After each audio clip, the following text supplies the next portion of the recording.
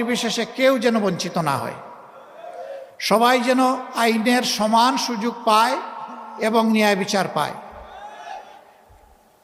সামাজিক এই ন্যায় বিচার নিশ্চিত করা আমাদের চতুর্থ অগ্রাধিকার। আমরা আমাদের ভাঙ্গাচোড়া অর্থনীতিকে পুনরায় আমরা গড়তে চাই এবং এখানে আমরা আমূল পরিবর্তন চাই। ওই উপরে উপরে প্রলেপ দিয়ে হবে না।